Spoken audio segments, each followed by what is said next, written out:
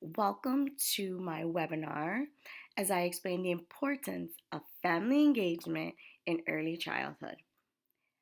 My webinar is for my Capstone experience for early childhood education from the American College of Education. A little bit about myself before I begin my presentation. My name is Elizabeth Toro. I currently hold a bachelor's degree in early childhood education from National Louis University. I am just about finishing my master's degree in early childhood from the American College of Education. I also hold my ESL and my bilingual endorsements. I currently have been working in a school for 9 years, mainly in preschool, and this is my third year as a preschool teacher. I am a wife and a mother to a teenage daughter, and I enjoy being a teacher to our youngest learners. So let's talk about family engagement. What is family engagement? When I first started teaching, my thought of family engagement is parent teacher conferences. If they have any questions, they can address that to me. We can speak. I've learned that there's more behind family engagement. As this states, family engagement is the idea that families play a crucial role. We know that as educators, it's important to make sure that our students and families are respected, heard, and cared for. It is our professional responsibility to find ways on how to build those healthy relationships and find ways of engagement, whatever the situation may be for our families. What I like about family engagement is there's not one way that we can help build that. We know that there's power and strength in assisting and supporting families in whatever their needs are inside and outside of the classroom as well. Why is family engagement important? We know that families are children's first and most important teachers, nurturers, and advocates. There's research behind the fact that family engagement can improve academic achievement, definitely build those social emotional skills that they need from a young age. And it also teaches children how to have healthy relationships. I have noticed with my youngest learners how excited they are when their families are involved. I see it in the smallest things, from talking to their parent in the morning to at the end of the day letting them know they had a good day. It's those small things that we can build on in the classroom to help our parents and families feel safe and know that their child is being well taken care of. It's also important to understand families' values. I think that's another important factor that I have learned in my third year as a teacher, that it's remaining open to what they can suggest and share about their child from day one, and how we as teachers can incorporate that and remember that as we apply things in our classroom.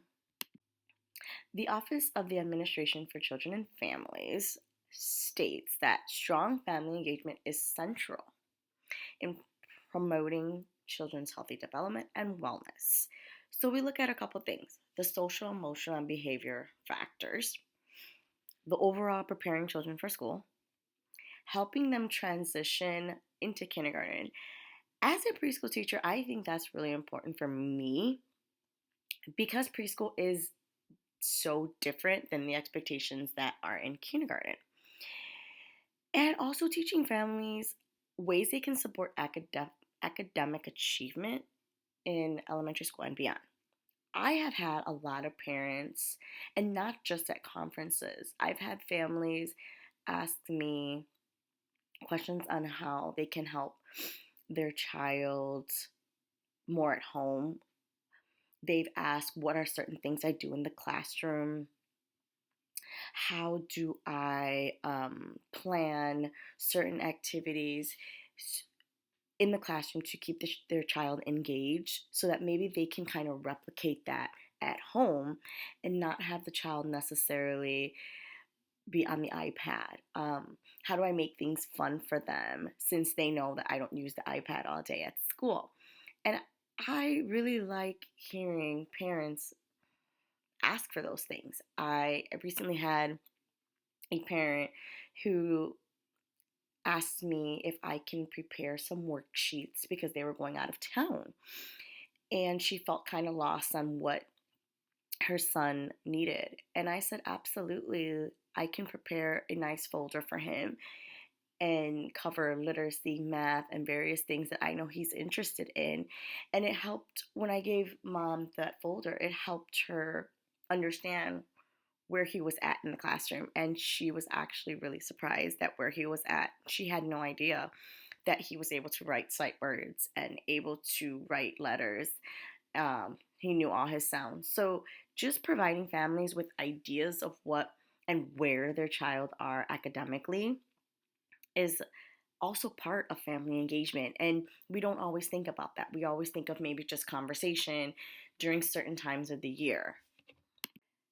Effective communication. Communication is key and vital in healthy, functional families. It is also important in building relationships between families and early childhood professionals. As teachers, we know how effective communication is. We understand as professionals that we need to find those strategies to build those strong models of communication, right? We need to be able to incorporate that in our everyday life for our families and our students. Sometimes it's hard to find effective ways of communication. I find that learning families' history and values, language is crucial. I am grateful that I am fluent in Spanish since I work in a community that serves a large Hispanic community.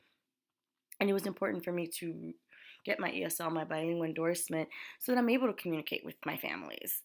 I think it's important for them to know that any forms of communication that I send, whether it's paper or email or verbal, I'm able to translate that into their language. And if there was ever a situation where I had a family that I did not speak their language, I would make sure to find that support that they would need in order to understand what is going on with their child in the classroom as well as outside. It's important to be able to have that effective communication in more ways than one. There are different ways that as educators we can communicate with families. What is a teacher's role in family engagement? In the beginning of this year, starting my third year, I think it shifted for me in trying to really find ways to bring forth family engagement. I struggled with that this year as I had parents who were working or just unable to be part of their child's academic journey. They wanted to, but it was very difficult. So I wanted to make sure I found ways to still have them feel that they were being heard, that they were still a voice in their child's education. So I was able to come up with different ways, even speaking with colleagues, on how we can find effective ways to communicate. So we decided on newsletters, whether it be school newsletters, regular classroom newsletters. Sharing that information with families let them and allows them to feel part of their child's education. In my school, we have digital platforms like Seesaw, whatever digital platform your school has, it's great to use that, as that is an instant communication with the families. I have a lot of families that love Seesaw. I am able to also send pictures of them. So some families will send maybe cupcakes for their child's birthday. I will send pictures of them that they get instantly, and it allows them that to feel like they're with us that day while they're at work. So that's really nice having those type of platforms. We've talked about emails, but sometimes families don't have access to technology, which is understandable. So it's still important to create paper memos that help them still feel part of it, um, and still feel that they can give their and voice their opinions. Another nice thing I have definitely done this year is open house, classroom tours. I make sure to have my students take part of school assemblies. For example, we have our Hispanic culture, I make sure they take part of. We have our Black history, I make sure they take part of.